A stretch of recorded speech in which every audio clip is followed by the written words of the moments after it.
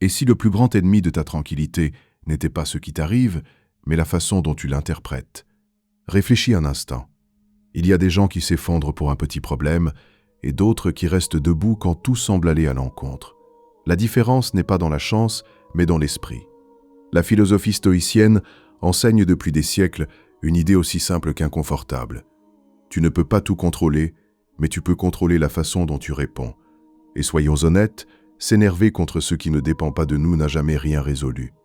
Dans cette vidéo, tu vas découvrir comment penser plus clairement pour cesser d'être esclave de tes émotions. Reste jusqu'à la fin, car la dernière idée pourrait changer complètement ta façon d'aborder n'importe quel problème. Mais avant de commencer, si tu trouves ces vidéos utiles, je t'invite à t'abonner et à activer les notifications pour rester informé des dernières nouveautés. Commençons. Chapitre 1. Comprends que ton esprit est ton véritable territoire. Apprendre à penser clairement permet déjà de mettre un peu d'ordre dans le bruit que tu as en tête. L'étape suivante est tout aussi importante, comprendre ce qui se passe quand les émotions frappent à la porte, car on peut avoir les idées très claires et pourtant finir par dire quelque chose qu'on regrette 5 minutes plus tard. Curieux, non? Il suffit d'un instant pour que tout ce raisonnement s'envole, tandis qu'une émotion prend le volant sans demander la permission. Et non, cela ne signifie pas que tu es faible ni que tu as un caractère impossible. Cela signifie que tu es humain. La question n'est pas d'éliminer les émotions. Ce serait aussi absurde que de s'énerver contre la pluie parce qu'elle te mouille. La vraie différence, c'est d'apprendre à les comprendre avant de les laisser décider à ta place. Les émotions existent pour une raison. Elles ne sont pas apparues pour te compliquer la vie, même si parfois on pourrait le croire. Ce sont un système d'alarme que ton cerveau a perfectionné pendant des milliers d'années pour t'aider à survivre.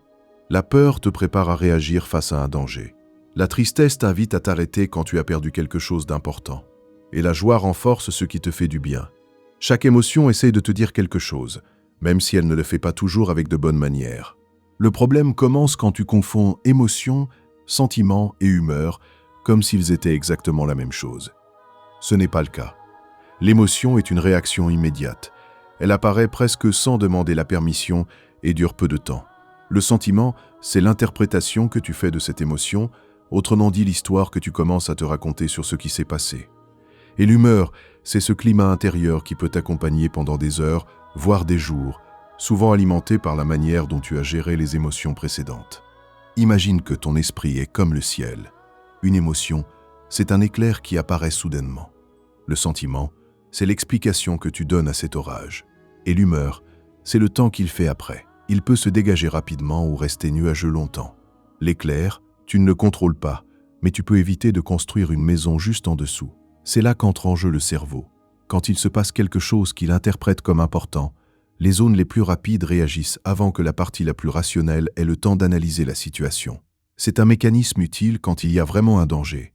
L'inconvénient, c'est que ton cerveau ne distingue pas toujours un lion d'un commentaire désagréable en réunion.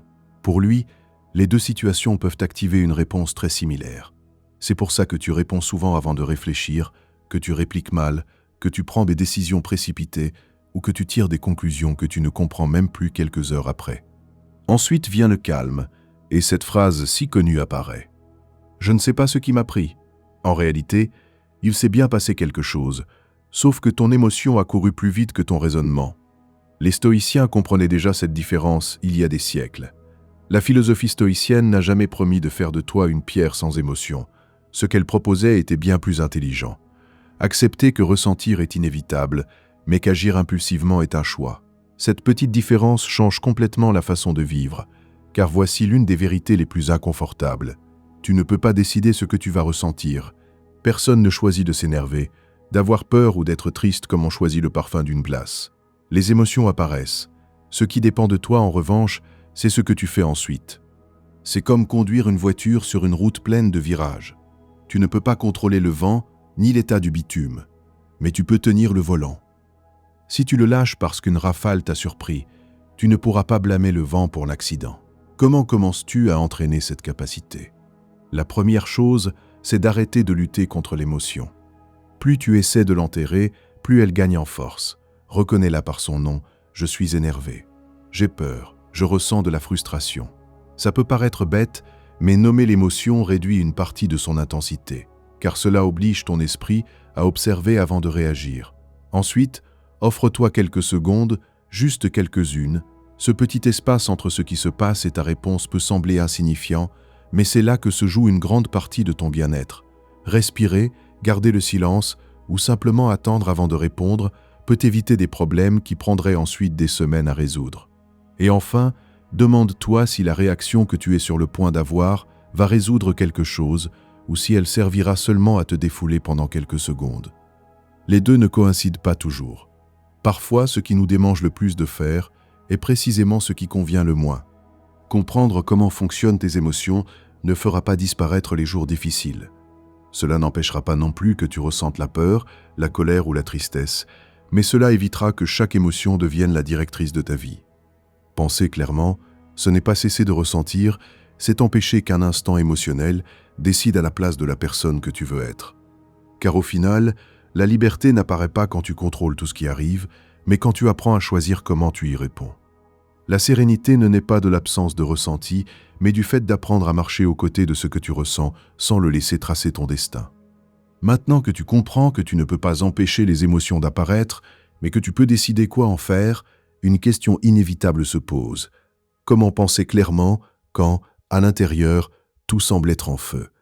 Car une chose est de comprendre la théorie, une autre bien différente est d'essayer de garder la tête froide quand le stress, la pression ou la colère frappent à la porte sans prévenir. C'est précisément là que commence le véritable entraînement. Chapitre 2. Distingue ce que tu peux contrôler de ce que tu ne peux pas. Nous vivons convaincus que plus nous réagissons vite, mieux nous résolvons les problèmes. Comme si la vitesse était synonyme d'intelligence. Pourtant, il suffit de regarder autour de soi pour constater que beaucoup des pires décisions se prennent dans la précipitation. C'est curieux. Tu as un cerveau capable de résoudre des situations complexes, mais parfois un simple message sur le téléphone suffit à te faire réagir comme si tu te disputais pour la dernière place de parking de la planète. La pensée claire a besoin de calme, non pas parce que le calme fait disparaître les problèmes, mais parce qu'il t'empêche de devenir toi-même un problème de plus. Quand le stress prend le contrôle, ton cerveau change de priorité. Il arrête de chercher la meilleure solution et commence à chercher la sortie la plus rapide. C'est un mécanisme utile si un danger réel menace ta vie. L'inconvénient, c'est qu'aujourd'hui ce même système s'active pour un email inattendu, une critique, une discussion ou une inquiétude qui n'a même pas encore eu lieu. Ton corps réagit comme s'il était face à un incendie, alors qu'en réalité, tu as juste une conversation en attente. Et c'est là qu'apparaît le grand piège. Sous le stress, tu interprètes moins bien les situations, tu exagères les problèmes et tu réduis ta capacité à prendre du recul. C'est comme essayer de lire une carte pendant que quelqu'un la secoue sans arrêt. La carte reste la même, mais il devient impossible de s'orienter. C'est pourquoi faire une pause n'est pas une perte de temps, c'est un investissement en clarté. Même si la société semble récompenser celui qui répond le premier, la réalité favorise en général celui qui répond le mieux. Imagine que ton esprit est un verre rempli d'eau et de sable. Chaque souci, chaque colère, chaque imprévu remue le contenu. Tant que tout tourbillonne, tu vois à peine le fond. Pourtant, si tu laisses le verre immobile pendant quelques minutes, le sable se dépose de lui-même. L'eau ne change pas. Ce qui change, c'est ta capacité à voir clairement. C'est la même chose pour toi. Tu n'as pas toujours besoin de résoudre immédiatement ce que tu ressens. Souvent, il suffit de laisser le bruit se calmer avant d'agir. La bonne nouvelle, c'est que retrouver la sérénité ne demande pas de disparaître une semaine en montagne, ni de devenir expert en méditation. Il existe de petits gestes capables de changer le cours d'une situation en quelques minutes. Respirer lentement pendant quelques instants aide ton corps à sortir de l'état d'alerte. Faire une courte promenade change le focus de ton attention et réduit la tension accumulée. Boire un verre d'eau, garder le silence quelques secondes ou t'éloigner un moment d'une conversation peuvent aussi briser cette chaîne d'impulsion qui finit souvent par des mots que l'on regrette ensuite. Ce ne sont pas de grandes solutions, et c'est peut-être précisément le problème. Beaucoup de gens cherchent des méthodes spectaculaires en ignorant des habitudes simples qui fonctionnent parce qu'elles sont faciles à répéter. Les stoïciens ont compris il y a des siècles que la sérénité ne consistait pas à contrôler le monde, mais à se gouverner soi-même. La philosophie stoïcienne défendait qu'entre ce qui arrive et ta réponse, il existe toujours un petit espace. Il peut sembler minuscule, mais dans cet instant tient toute ta liberté. C'est là que tu décides si tu agis depuis l'impulsion ou depuis le discernement. Transformer cette pause en habitude demande de la pratique. Au début, tu oublieras souvent, tu réagiras avant de réfléchir et ce n'est qu'après que tu te souviendras que tu aurais pu agir autrement. C'est normal, personne n'apprend à conduire sans donner quelques à-coups. L'important, c'est que chaque tentative renforce une nouvelle façon de répondre. Une stratégie simple consiste à te poser une seule question avant de répondre dans les moments difficiles. Ce que je vais faire améliore-t-il vraiment la situation? Cette question fonctionne comme une petite barrière entre l'impulsion et la décision. Elle ne changera pas toujours ce que tu ressens, mais elle peut changer ce que tu fais. Peu à peu, tu découvriras que répondre consciemment est bien plus utile que réagir automatiquement, non pas parce que tu deviens parfait, mais parce que tu cesses de confier tes décisions à n'importe quelle émotion passagère. Penser clairement n'est pas un talent réservé à quelques-uns. C'est une compétence qui naît quand tu apprends à calmer le bruit avant de tirer des conclusions. Il y aura toujours des jours chaotiques, des personnes difficiles et des circonstances que tu ne pourras pas contrôler. Mais tant que tu seras capable de t'arrêter quelques instants avant d'agir, tu conserveras quelque chose de bien plus précieux qu'avoir toujours raison. La capacité de choisir qui tu veux être dans chaque situation. Le calme n'élimine pas les tempêtes, il t'apprend simplement à tenir la barre pendant que tous les autres la lâchent. Si faire une pause avant de réagir te permet de retrouver le contrôle, l'étape suivante consiste à découvrir ce qui te le fait perdre encore et encore. Car il ne suffit pas d'apprendre à se calmer quand la tempête a déjà commencé. Il faut aussi savoir quel nuage l'annonce. Sinon, tu continueras à être surpris par des situations qui, en réalité, se répètent depuis longtemps. Chapitre 3. Maîtrise tes émotions sans les réprimer. Certaines personnes croient que les émotions apparaissent à cause de ce qui se passe autour d'elles. C'est en partie vrai, mais seulement en partie. Deux personnes peuvent vivre exactement la même situation et réagir de façon totalement différente. Alors la question change. Qu'est-ce qui fait qu'une chose t'affecte tant, toi, et touche à peine une autre personne? La réponse se trouve souvent dans tes déclencheurs émotionnels. Un déclencheur est n'importe quelle situation, remarque, attitude ou circonstance qui active une réponse émotionnelle intense. Parfois, il suffit d'une critique, d'un regard, d'un silence ou d'un mot pour que ta tranquillité disparaisse en quelques secondes. Ce qui est curieux, c'est que souvent tu ne réagis pas seulement à ce qui se passe, mais à tout ce que ce moment réveille en toi. C'est comme marcher dans une forêt où certaines branches cachent un vieux câble relié à une alarme. À première vue, tout paraît normal, mais il suffit de toucher un point précis pour que ça se mette à sonner. Le problème n'est pas la branche, le problème est le mécanisme qui reste installé en dessous, même si tu as presque oublié qu'il existe. C'est pourquoi reconnaître les situations qui perturbent ton équilibre est bien plus important qu'il n'y paraît. Si tu perds toujours patience quand quelqu'un remet en question ton travail, si certaines personnes arrivent facilement à te faire sortir de tes gonds, ou si certaines remarques t'affectent plus que de raison, ce n'est peut-être pas un hasard. Peut-être observes-tu un schéma, et les schémas ont une habitude assez lourde.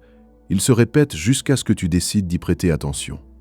Beaucoup de gens passent des années à blâmer les autres pour leur mal-être sans se rendre compte qu'ils trébuchent toujours sur la même pierre.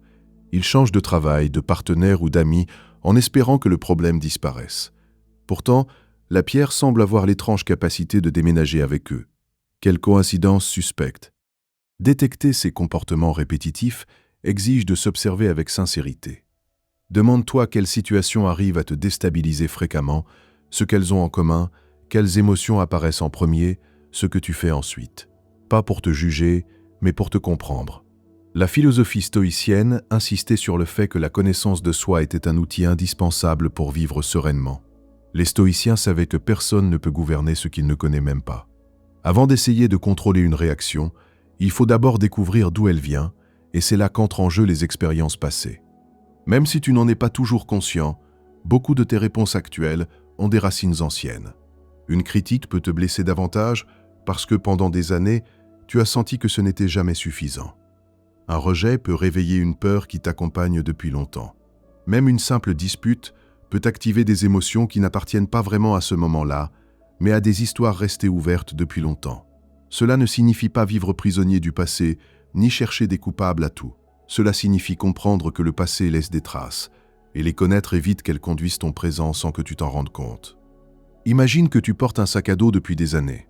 Au début, tu remarques à peine son poids parce que tu t'es habitué à le porter, mais quand quelqu'un le pousse sans le vouloir, tu ressens le choc avec beaucoup plus d'intensité que quelqu'un qui marche le dos libre. Le coup existe, bien sûr, mais une bonne partie de la douleur vient du poids que tu portais déjà. La bonne nouvelle, c'est que chaque déclencheur peut devenir une opportunité de grandir.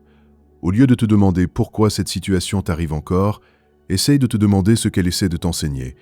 Peut-être découvriras-tu une insécurité qui a besoin d'attention, peut-être identifieras-tu une attente irréaliste, ou comprendras-tu simplement que certaines personnes ne méritent plus la place qu'elles occupent dans ton esprit. Chaque fois que tu reconnais l'un de ces déclencheurs avant d'agir, tu affaiblis un peu son influence. Ils ne disparaissent pas du jour au lendemain, mais ils cessent de diriger tes décisions sans permission. Avec le temps, tu commences à remarquer quelque chose de curieux. Les situations continuent d'apparaître, mais tu ne réagis plus de la même façon. Ce qui te submergeait avant ne fait plus que te gêner maintenant. Ce qui gâchait ta journée n'occupe plus que quelques minutes. Pas parce que le monde a changé, mais parce que tu as cessé de lui confier le contrôle de tes émotions. Penser clairement, c'est aussi te connaître suffisamment pour anticiper ce qui peut te faire perdre l'équilibre. Tu ne peux pas empêcher l'existence de déclencheurs, tout comme tu ne peux pas empêcher le vent de souffler, mais tu peux renforcer tes racines pour que chaque rafale cesse de bouleverser ta vie. Au final, la vraie force ne consiste pas à ne jamais ressentir l'impact, mais à apprendre de chaque coup jusqu'à ce qu'il n'ait plus le même pouvoir sur toi. Le jour où tu as découvert ce qui réveillait tes tempêtes, tu as commencé à construire le refuge où tu trouverais ton calme. Une fois que tu commences à reconnaître quelle situation réveille tes émotions avec le plus de force, tu découvres quelque chose d'encore plus important. Le véritable champ de bataille ne se trouve généralement pas à l'extérieur, mais à l'intérieur de ta tête. Car entre ce qui se passe et ce que tu ressens, existe un intermédiaire auquel tu prêtes rarement attention, la conversation que tu entretiens avec toi-même. Et crois-moi, ce narrateur intérieur a plus d'influence sur ta vie que tu ne l'imagines probablement. Chapitre 4. Transforme l'adversité en ta meilleure enseignante. Nous parlons tous à nous-mêmes. Tu le fais quand tu interprètes un regard, quand tu te souviens d'une erreur ou quand tu essaies de deviner ce qu'une autre personne pense de toi. Le problème n'est pas que ce dialogue existe. Le problème apparaît quand tu le laisses parler seul, sans supervision, comme s'il était un commentateur sportif convaincu d'avoir toujours raison. Ton esprit génère des pensées automatiquement. C'est son travail. Tout comme le cœur bat, sans demander la permission, le cerveau produit des idées, interprète des situations et complète l'information qui lui manque. L'inconvénient, c'est que tout ce qu'il pense n'est pas vrai. Et pourtant, tu le crois souvent sans faire la moindre vérification. Pense à combien de fois tu as conclu que quelqu'un était fâché contre toi juste parce qu'il a répondu par un message court. Ou as-tu tenu pour acquis que tu allais échouer avant même d'essayer? Ou as-tu transformé une petite erreur en preuve définitive que tu ne fais jamais rien de bien? Ton cerveau remplit les vides à une vitesse admirable. La précision, en revanche, c'est une autre histoire. Les pensées automatiques négatives apparaissent souvent déguisées en certitude. Je ne suis pas capable. Tout va sûrement mal se passer. C'est toujours la même chose avec moi. Je ne vais jamais changer. Ce sont des phrases tellement répétées qu'elles finissent par sonner familières, et tu sais ce qui se passe avec ce qui est familier. On finit par l'accepter sans le remettre en question. Imagine que ton esprit est une station de radio qui émet depuis des années sur la même fréquence. Chaque matin, le même présentateur diffuse les mêmes informations et les mêmes commentaires pessimistes. Si tu ne changes jamais de fréquence, tu finiras par croire que le monde entier sonne comme ça. Mais le problème n'est pas le monde, c'est que tu écoutes la même station depuis trop longtemps. C'est pourquoi il est si important d'apprendre à repérer ses pensées avant de leur donner le statut de vérité absolue. Tout ce que tu penses ne mérite pas d'être cru. Certaines idées sont de simples hypothèses, d'autres sont des peurs déguisées en logique, et beaucoup naissent d'expériences anciennes qui ne décrivent plus la réalité actuelle. Un autre habitude qui fait beaucoup de bruit, ce sont les croyances limitantes. Ce sont ces conclusions qu'un jour tu as acceptées et qui fonctionnent maintenant comme des lois universelles. Peut-être penses-tu que tu n'es pas fait pour parler en public, que tu ne trouveras jamais une meilleure opportunité, ou que les autres finissent toujours par te décevoir. Le curieux, c'est que ces croyances agissent comme des lunettes. Elles ne changent pas le monde, mais elles changent la façon dont tu le vois. La philosophie stoïcienne invitait précisément à revoir les interprétations avant de s'y laisser entraîner. Les stoïciens comprenaient que les faits ont moins de pouvoir sur toi que le sens que tu décides de leur donner. Tu ne peux pas toujours choisir ce qui arrive, mais tu peux décider de quel point de vue l'observer. Cela ne signifie pas te bercer d'un optimisme creux, ni répéter de belles phrases devant le miroir en espérant que la vie change par magie. Cela signifie remplacer les interprétations qui te bloquent par d'autres qui t'aident à avancer. Au lieu de penser « j'ai échoué, donc je ne suis pas fait pour ça », tu pourrais te demander « qu'est-ce que je peux apprendre de cette erreur ?» Ça semble un petit changement, mais cela transforme complètement la direction de tes pensées. Une phrase t'enferme, l'autre t'ouvre une porte. Il faut aussi se méfier des suppositions. Ton esprit a une capacité presque artistique à inventer des histoires avec très peu de données. Si quelqu'un ne répond pas, tu supposes qu'il est fâché. Si tu reçois une critique, tu conclus que tout ton travail est un désastre. Si quelque chose tourne mal une fois, tu tiens pour acquis que ce sera toujours pareil. C'est impressionnant la rapidité avec laquelle nous construisons tout un roman à partir d'une seule page. Avant d'accepter une conclusion, fais une pause et demande-toi, ai-je des preuves que c'est vrai, ou est-ce que j'imagine simplement le pire scénario? Cette simple question peut épargner beaucoup d'inquiétudes inutiles. Et il y a un dernier aspect que l'on oublie souvent, la façon dont tu te parles. Curieusement, beaucoup de gens sont patients, compréhensifs et bienveillants envers ceux qu'ils aiment, mais deviennent leurs pires juges quand ils se regardent eux-mêmes. Ils s'exigent la perfection, se punissent pour la moindre erreur et utilisent des mots qu'ils n'adresseraient jamais à quelqu'un qu'ils apprécient. Te parler avec objectivité et compassion ne signifie pas justifier n'importe quel comportement, ni te contenter de moins. Cela signifie reconnaître tes erreurs sans en faire ton identité. Tu peux te tromper sans te traiter d'inutile. Tu peux échouer sans penser avoir échoué en tant que personne. Il y a une énorme différence entre se corriger et se maltraiter. Penser clairement implique aussi de prendre soin des mots que tu utilises envers toi-même, car chaque pensée répétée finit par façonner la manière dont tu vois le monde et la place que tu y occupes. Quand tu apprends à questionner tes idées automatiques, à remplacer les croyances qui te limitent et à te parler avec plus d'honnêteté que de dureté, tu découvres que beaucoup des batailles qui semblaient impossibles commençaient en réalité par une conversation mal orientée au fond de ton propre esprit. Tu ne peux pas toujours choisir la première pensée qui arrive dans ton esprit, mais tu peux choisir laquelle tu décides de transformer en ta vérité. Quand tu commences à surveiller le dialogue que tu entretiens avec toi-même, quelque chose d'intéressant se produit. Tu découvres que beaucoup de tes pensées ne décrivent pas la réalité, mais la version que ton esprit a construite à son sujet. Et cette différence, aussi petite qu'elle paraisse, peut changer complètement la façon dont tu abordes n'importe quelle situation, car une chose est ce qui arrive, et une toute autre est l'histoire que tu décides de te raconter sur ce qui arrive. Chapitre 5. Développe une discipline inébranlable. Ton cerveau a besoin de trouver du sens à tout ce qui se passe. C'est une machine extraordinaire pour interpréter, relier et tirer des conclusions. Le problème, c'est que dans son empressement à combler les vides, il invente souvent plus que nécessaire, et il le fait avec une telle assurance que tu finis par croire que ses suppositions sont des faits vérifiés, comme s'il portait un badge d'enquêteur privé, alors qu'en réalité, il ne dispose que de 2 indices et d'une imagination assez active. C'est pourquoi apprendre à observer avant de juger est l'une des compétences les plus précieuses que tu puisses développer, non pas parce que ça te rend indifférent, mais parce que ça te permet de répondre avec intelligence plutôt que sous l'impulsion. Imagine que tu regardes un tableau à seulement 10 cm de distance. Tu ne vois que des taches, des couleurs éparses et des traits sans sens. Si tu essayais de décrire l'œuvre depuis cette position, tu te tromperais probablement. Pourtant, il suffit de reculer de quelques pas pour commencer à comprendre l'image complète. Il en va exactement de même avec la réalité.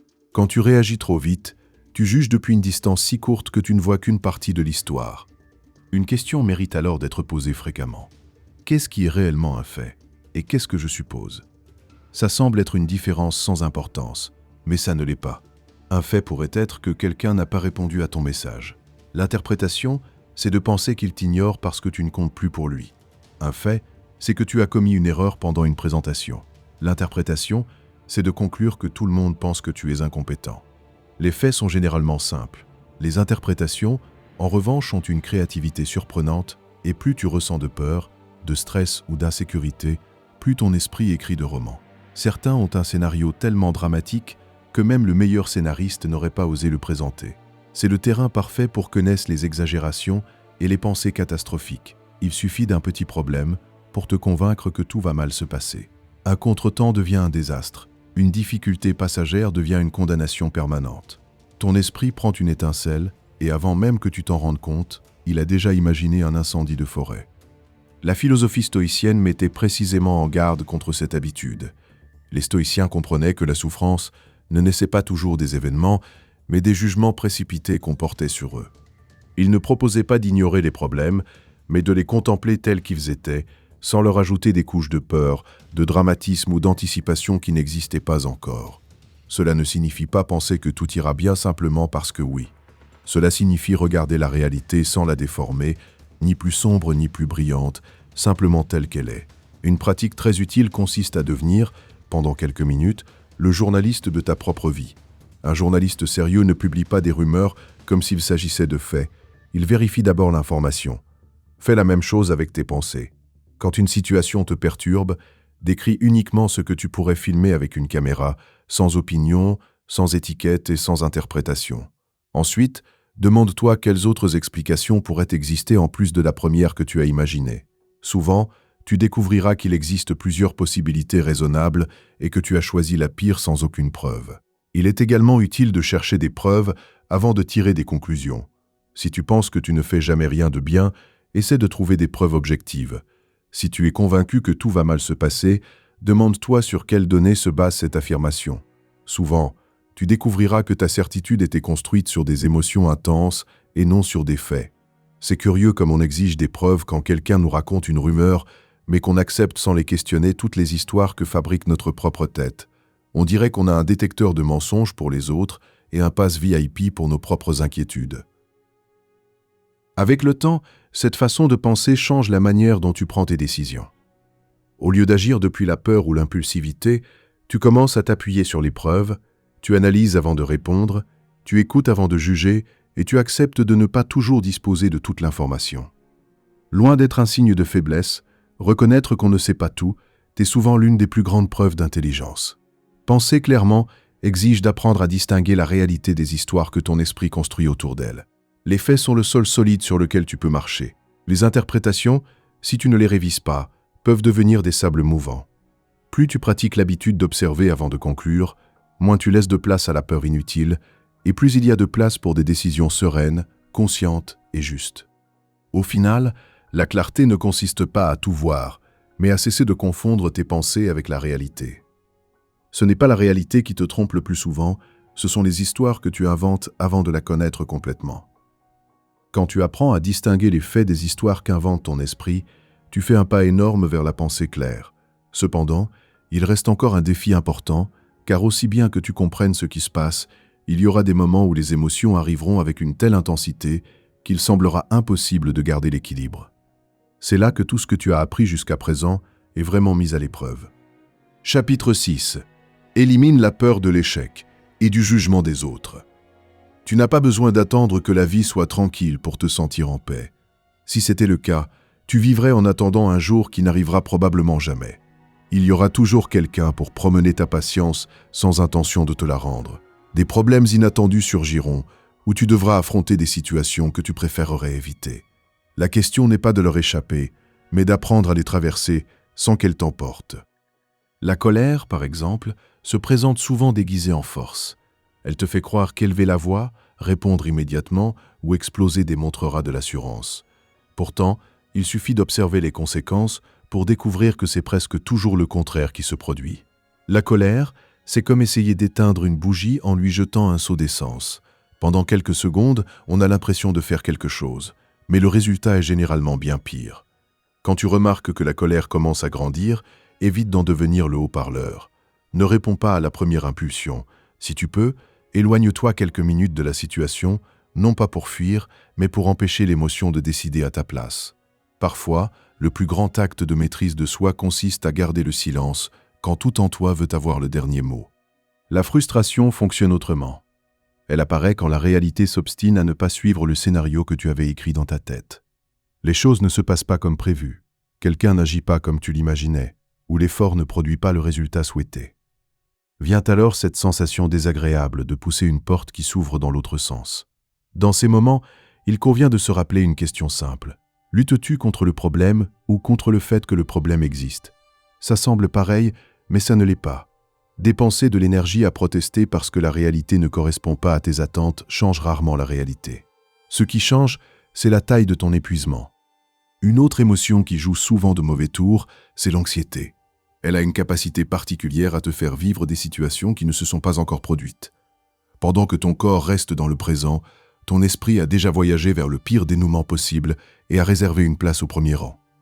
L'une des façons les plus efficaces de réduire cette sensation est d'utiliser la respiration consciente, non pas parce que c'est un truc magique, mais parce qu'elle envoie un message très clair à ton organisme. Il n'y a pas de danger immédiat. Imagine que ta respiration est l'ancre d'un bateau pendant une tempête. Elle n'arrêtera pas les vagues, ni ne fera disparaître le vent, mais elle empêchera le courant de t'emporter sans contrôle.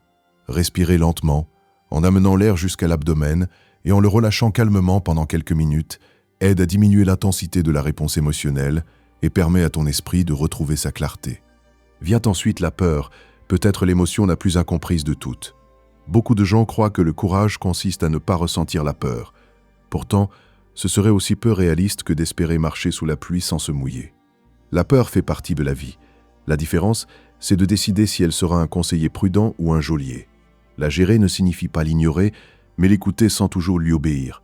Demande-toi ce qu'elle essaye de protéger, quelle partie de cette crainte est fondée et quelle partie naît uniquement de tes anticipations. Souvent, tu découvriras que la peur parle très fort, mais ne dit pas toujours la vérité. Les stoïciens comprenaient parfaitement cette idée. La philosophie stoïcienne enseignait que le courage ne consistait pas à éliminer les émotions difficiles, mais à agir selon ses propres principes malgré elles. Ressentir la peur ne te rend pas faible. Lui permettre de décider de toute ta vie, en revanche, peut te limiter. Et quand le conflit a déjà eu lieu, il reste encore une dernière tâche: retrouver l'équilibre émotionnel. Beaucoup de gens continuent à se disputer pendant des heures, même si l'autre personne n'est même plus présente. Le corps a quitté la conversation, mais l'esprit continue de mener un débat interminable, où, bien sûr, il trouve toujours l'argument parfait, 5 heures plus tard. Pour briser ce cercle, il est utile de s'arrêter et de revoir la situation avec un peu de distance. Demande-toi ce qui s'est réellement passé, ce que tu as appris et ce que tu feras différemment la prochaine fois. Non pas pour te punir, mais pour transformer une expérience désagréable en opportunité de croissance. Il aide aussi de revenir aux routines qui apportent de la stabilité. Marcher, écrire ce que tu ressens, te reposer correctement ou parler à quelqu'un de confiance. Cela ne résoudra pas le problème comme par magie, mais empêchera qu'une émotion passagère devienne un état permanent. Réguler tes émotions ne signifie pas vivre sans colère, sans peur ni sans frustration. Cela signifie que même quand elles apparaissent, tu conserves la capacité de choisir l'étape suivante. Au final, le véritable équilibre émotionnel ne consiste pas à ce que rien ne t'ébranle, mais à apprendre à revenir au calme de plus en plus rapidement à chaque fois. Car penser clairement ne dépend pas d'avoir une vie parfaite, mais de développer un esprit capable de rester ferme, même quand le monde décide de le mettre à l'épreuve. La force ne consiste pas à éviter les tempêtes, mais à se souvenir du chemin du retour vers le calme après chacune d'elles. Après avoir appris à retrouver l'équilibre quand les émotions débordent, vient une étape qui change complètement la façon dont tu te relis à toi-même et à ceux qui t'entourent. Car contrôler tes émotions ne consiste pas uniquement à empêcher qu'elles te dominent. Cela implique aussi de comprendre ce qu'elles veulent te dire et d'apprendre à interpréter les émotions des autres sans devenir un devin amateur. Et oui, même si parfois on pourrait le croire, personne n'a le pouvoir de lire dans les pensées d'autrui. Chapitre 7. Entraîne ton dialogue intérieur. L'intelligence émotionnelle n'est pas un talent réservé à quelques-uns, ni un don mystérieux avec lequel certains naissent. C'est une compétence qui se développe avec la pratique. Plus tu comprends bien ce que tu ressens et ce que ressentent ceux qui t'entourent, plus il est facile de penser clairement et de prendre des décisions qui ne sont pas uniquement gouvernées par l'impulsion. Tout commence par quelque chose d'aussi simple que compliqué. Reconnaître tes émotions et les appeler par leur nom. Souvent, tu dis être de mauvaise humeur alors qu'en réalité, tu ressens de la frustration ou tu affirmes être en colère alors qu'au fond, il y a de la peur ou de la déception. Ça semble un détail sans importance, mais ça ne l'est pas. Si tu confonds une émotion avec une autre, tu te tromperas aussi en essayant de la gérer. Imagine qu'un médecin confonde une entorse avec une fracture parce que les deux provoquent de la douleur. Le traitement ne serait probablement pas adapté. Il en va de même avec les émotions. Plus tu es précis pour les identifier, plus tu as de chances de répondre de la manière dont tu as réellement besoin. C'est pourquoi ça vaut la peine de s'arrêter quelques secondes et de se demander « Que suis-je en train de ressentir exactement ?» Pas la première réponse automatique, mais la plus honnête. Parfois, tu découvriras que derrière la colère se cachait une insécurité ou que sous l'anxiété, il y avait un besoin de contrôler ce qui ne dépend pas de toi. Une fois que tu comprends mieux ton monde intérieur, un autre défi tout aussi important apparaît, comprendre les émotions des autres. Il convient ici de se rappeler quelque chose que l'on oublie trop souvent. Chaque personne interprète la réalité depuis sa propre histoire. Ce qui pour toi peut sembler une simple blague, pour un autre peut toucher une vieille blessure. Ce qui te préoccupe à peine représente peut-être pour quelqu'un une difficulté énorme. Cela ne signifie pas qu'une personne a raison et l'autre non. Cela signifie que chacun observe la vie depuis une fenêtre différente. L'empathie consiste précisément à se pencher un instant à cette fenêtre étrangère, non pas pour y vivre, ni pour renoncer à ta propre perspective, mais pour comprendre qu'il existe différentes façons de vivre une même situation. Pense à deux personnes qui observent une montagne depuis des côtés opposés. Toutes deux décrivent sincèrement ce qu'elles voient, mais aucune ne contemple exactement le même paysage. Discuter pour savoir qui a la seule vision correcte serait aussi absurde que de nier que la montagne a plus d'une face. Cela dit, pratiquer l'empathie ne signifie pas justifier n'importe quel comportement ni toujours donner raison aux autres. C'est une erreur assez fréquente. Comprendre pourquoi quelqu'un agit d'une certaine manière n'oblige pas à accepter ses décisions ni à tolérer ce qui te nuit. La philosophie stoïcienne défendait précisément cet équilibre. Les stoïciens s'efforçaient de comprendre les gens avant de les juger, mais sans perdre leur discernement ni laisser les émotions d'autrui diriger leur conduite. Tu peux écouter attentivement, comprendre la douleur de quelqu'un et même ressentir de la compassion, sans oublier tes propres limites ni abandonner tes principes, car il existe une énorme différence entre comprendre et tout porter. Quand tu développes cette capacité, tu commences aussi à utiliser les émotions comme une source d'information plutôt que de les voir comme des ennemis. La peur peut te signaler que tu dois mieux te préparer avant d'affronter un défi. La tristesse peut indiquer que quelque chose d'important mérite d'être traité. La frustration peut révéler que tes attentes ont besoin d'être ajustées. Même la joie te montre en général ce qui donne du sens à ta vie. Les émotions n'apportent pas toujours des réponses, mais elles apportent presque toujours des questions précieuses. Les ignorer serait comme conduire une voiture en couvrant le tableau de bord parce que tu n'aimes pas voir les voyants d'alerte. Tu réussiras peut-être à avancer un moment, mais tôt ou tard le problème finira par réapparaître. Ceci dit, une émotion informe, elle ne décide pas. Ressentir quelque chose ne transforme pas automatiquement ce sentiment en un ordre que tu dois obéir. C'est là que la pensée claire reprend sa place. Tu écoutes l'émotion, tu comprends le message, puis tu décides calmement quelle sera la prochaine étape. Avec le temps, tu découvriras que l'intelligence émotionnelle ne consiste pas à ressentir plus ni à ressentir moins. Elle consiste à mieux ressentir, à reconnaître ce qui se passe en toi sans te laisser emporter, à comprendre les autres sans te perdre toi-même et à utiliser chaque émotion comme une boussole qui oriente, mais jamais comme un pilote qui conduit ta vie. Car quand tu apprends à interpréter ce langage intérieur avec sérénité, tu découvres que les émotions cessent d'être un obstacle pour devenir l'un de tes plus grands outils pour penser clairement. Les émotions parlent une langue silencieuse. La sagesse consiste à les écouter sans leur confier la barre. Quand tu apprends à utiliser les émotions comme une source d'information plutôt que d'en faire les maîtresses de tes décisions, tu franchis une étape décisive vers une vie plus consciente. Cependant, il reste encore une épreuve importante. Décider clairement quand le résultat compte vraiment, car bien penser quand tout se passe sans accroc a peu de mérite. Le véritable défi apparaît quand tu dois choisir au milieu du doute, de la pression ou de la peur de te tromper. Chapitre 8. Pratique le calme au milieu du chaos. Prendre des décisions n'a jamais été simple. Le curieux, c'est que souvent ce n'est pas le manque d'options qui te bloque, mais leur excès. Tu analyses, tu compares, tu réanalyses et tu finis par tourner en rond au point de pouvoir ouvrir un rond-point dans ta tête. Pendant ce temps, la décision continue d'attendre patiemment. L'une des erreurs les plus fréquentes consiste à décider quand les émotions sont à leur point culminant. Si tu es dominé par la colère, tu chercheras probablement à punir plutôt qu'à résoudre.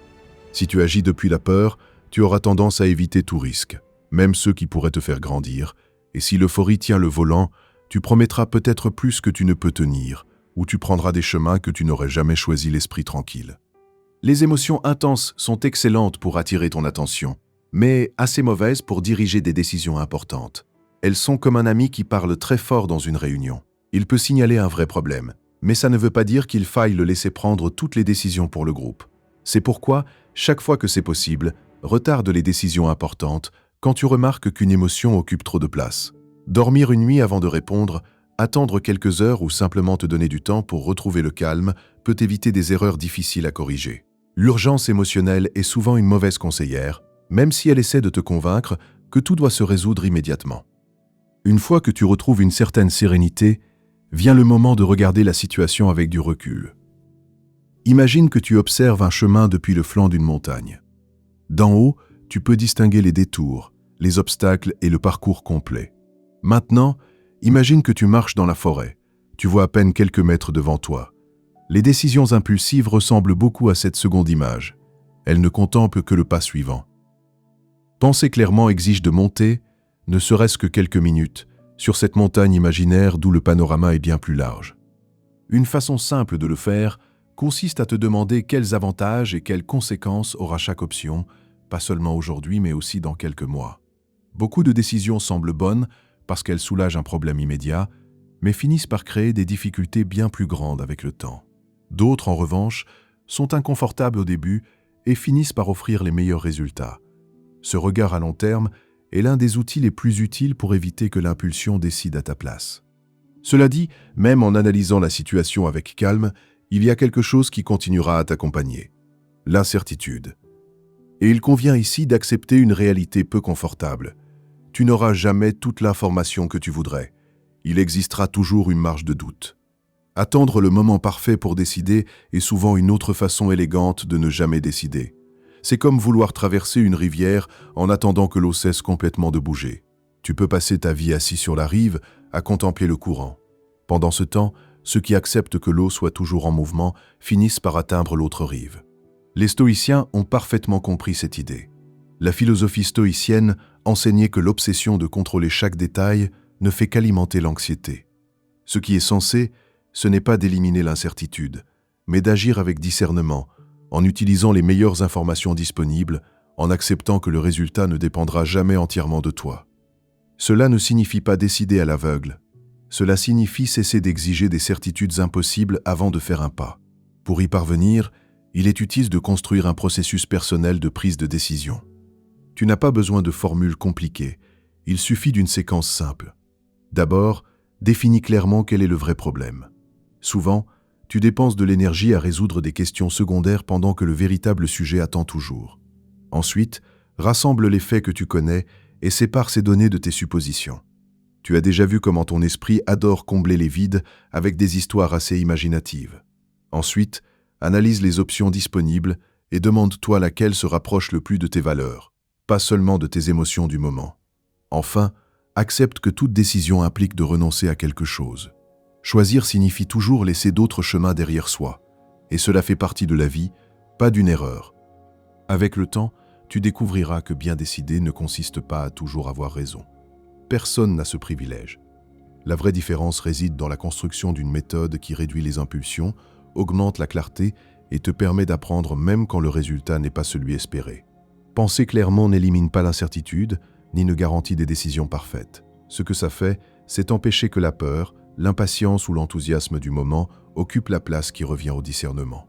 Au final, une bonne décision n'est pas celle qui garantit le succès, mais celle que tu peux regarder avec tranquillité parce qu'elle a été prise avec sérénité, réflexion et honnêteté. Et cette paix, même si on la sous-estime parfois, vaut bien plus que n'importe quelle fausse certitude. La clarté ne promet pas que tu choisiras toujours le meilleur chemin, mais elle promet que chaque pas sera vraiment le tien. Après avoir appris à prendre des décisions avec plus de clarté, il est facile de penser que tout ne dépend que de la force de volonté. Pourtant, la réalité est généralement bien moins romantique. Tu peux avoir les meilleures intentions du monde, mais si ton corps et ton esprit fonctionnent à la limite depuis des semaines, maintenir l'équilibre émotionnel sera aussi compliqué que d'essayer de construire une maison sur du sable. Tôt ou tard, quelque chose finira par céder. Chapitre 9. Vis avec un but et de la vertu. Il existe une idée qui passe souvent inaperçue. La stabilité émotionnelle ne se construit pas uniquement dans les moments difficiles. Elle se prépare bien avant, dans les petites habitudes que tu répètes chaque jour. Ce sont ces décisions apparemment insignifiantes qui renforcent ta capacité à penser clairement quand la vie décide de te mettre à l'épreuve. Car non, ton esprit ne vit pas séparé du reste de ton corps, même si parfois tu le traites comme un ordinateur auquel il suffirait de mettre à jour les idées. Si tu dors peu, si tu manges n'importe comment, et si ça fait des mois que tu ne bouges pas un muscle autre que celui du doigt pour faire défiler l'écran du téléphone, il ne devrait pas te surprendre que ta patience ait la résistance d'un biscuit trempé. Le sommeil est l'une de ces habitudes que beaucoup sacrifient en croyant que ça ne pose pas de problème, jusqu'à ce que ça en pose un. Quand tu dors mal, ta capacité de concentration diminue, les émotions deviennent plus intenses et tu réagis plus facilement au moindre contretemps. Ce que tu résoudrais calmement un bon jour peut devenir, après plusieurs nuits de mauvais sommeil, un problème disproportionné.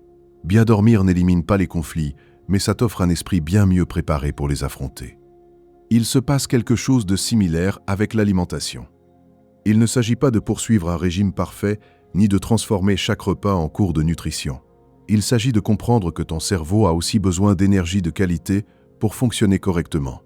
Tout comme une voiture ne parcourra pas beaucoup de kilomètres avec le réservoir presque vide, ton esprit ne fonctionnera pas aussi bien s'il vit constamment de précipitations, d'excès de sucre ou de repas improvisés. Et puis il y a l'exercice.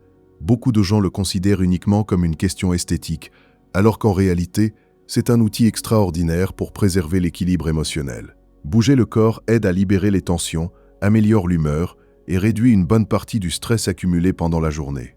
Pas besoin de s'entraîner pour une compétition, il suffit de donner à ton corps le mouvement qu'il réclame depuis trop longtemps. Cela dit, même en prenant soin de ces aspects, il existe une autre habitude qui fait une énorme différence. Apprendre à être présent. La pleine conscience ne consiste pas à faire le vide total dans son esprit, ni à vivre en flottant sur un nuage de tranquillité permanente. Si quelqu'un te vend cette idée, il essaiera probablement aussi de te convaincre que les plantes parlent quand personne ne les regarde. La pleine conscience est quelque chose de bien plus simple et utile. Cela signifie prêter attention à ce que tu fais pendant que tu le fais. Écouter une conversation sans déjà penser à ta réponse. Manger sans consulter ton téléphone toutes les 30 secondes. Marcher en étant conscient du chemin plutôt que de le parcourir la tête prisonnière des problèmes de demain. Imagine que ton attention est une lampe torche. Là où tu la diriges, tout devient plus clair, mais si tu la déplaces sans arrêt d'un côté à l'autre, tu ne distingues presque rien. C'est ce qui se passe quand ton esprit saute continuellement entre souvenirs, inquiétudes et tâches en attente. Tu es partout, sauf là où se déroule réellement ta vie. Un autre aspect qui renforce la stabilité émotionnelle consiste à maintenir des routines qui réduisent le stress avant qu'il ne s'accumule. Beaucoup de gens n'essaient de prendre soin d'eux que lorsqu'ils sont déjà complètement débordés. C'est comme attendre que la voiture n'ait plus d'huile pour commencer à se préoccuper de l'entretien. Réserver quelques minutes pour lire, se promener, écrire, respirer calmement ou simplement se déconnecter du bruit constant, ce n'est pas perdre du temps, c'est empêcher que la tension devienne ton état habituel. Les stoïciens comprenaient parfaitement cette idée. La philosophie stoïcienne ne proposait pas d'entraîner le caractère uniquement quand arrivaient les difficultés. Au contraire, ils savaient que la sérénité se cultivait chaque jour à travers de petites actions répétées avec constance. La force n'apparaissait pas par accident, mais comme conséquence d'une discipline silencieuse. Et c'est peut-être le mot le plus important, discipline. Pas la discipline entendue comme rigidité ou exigence extrême, mais comme la capacité de faire ce qui te fait du bien même quand tu n'en as pas vraiment envie. Car prendre soin de ton équilibre émotionnel ne dépend pas de la motivation du moment. La motivation change souvent d'humeur. Les habitudes, elles, restent. Chaque jour, tu as l'occasion d'entraîner cette discipline par des gestes très simples. Choisir de te reposer un peu plus tôt. Sortir marcher. Respirer quelques minutes quand tu sens la tension. Ou t'arrêter avant de réagir sont de petites décisions qui, répétées avec le temps, transforment la façon dont tu abordes la vie. La stabilité émotionnelle ne naît pas d'un grand changement survenu du jour au lendemain. Elle se construit comme un arbre développe ses racines, peu à peu, en silence et sans attirer l'attention. Penser clairement dépend autant de la façon dont tu réponds dans les moments difficiles que de la façon dont tu prends soin de toi quand tout semble aller bien. Au final, les habitudes que tu choisis chaque jour préparent la personne que tu seras quand arrivera la prochaine tempête. Et plus ces racines seront solides, moins tu auras peur du vent. Le calme ne s'improvise pas quand arrive la tempête. Il se cultive chaque jour, bien avant que n'apparaissent les premiers nuages. Après tout ce parcours, tu es probablement arrivé à une conclusion simple, même si elle n'est pas facile à mettre en pratique. Penser clairement ne consiste pas à éliminer les émotions, mais à apprendre à vivre avec elles sans leur confier le commandement de ta vie. Tu as vu comment les reconnaître, les comprendre, les réguler et en faire des alliés. Vient maintenant le moment de réunir toutes ces pièces pour construire une autre façon de vivre, car le véritable objectif n'a jamais été de contrôler tes émotions, mais d'éviter qu'elles finissent par te contrôler. Chapitre 10. Fais de la force mentale un mode de vie. La vie continuera d'être imprévisible. J'aimerais pouvoir te dire qu'après avoir appris tout cela, les problèmes feront leur valise et iront s'installer chez quelqu'un d'autre. Mais ça ne fonctionne pas comme ça. Il continuera d'y avoir des jours compliqués, des conversations gênantes, des pertes, des déceptions et des changements inattendus. La différence, c'est que tu n'auras plus à les affronter en improvisant, mais en tant que personne qui a appris à tenir la barre, même quand la mer cesse d'être calme. Maintenir la sérénité face à l'adversité ne signifie pas rester impassible, comme si tu étais une statue incapable de ressentir.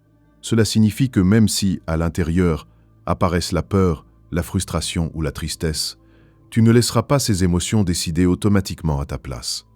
Pense à un phare pendant une tempête.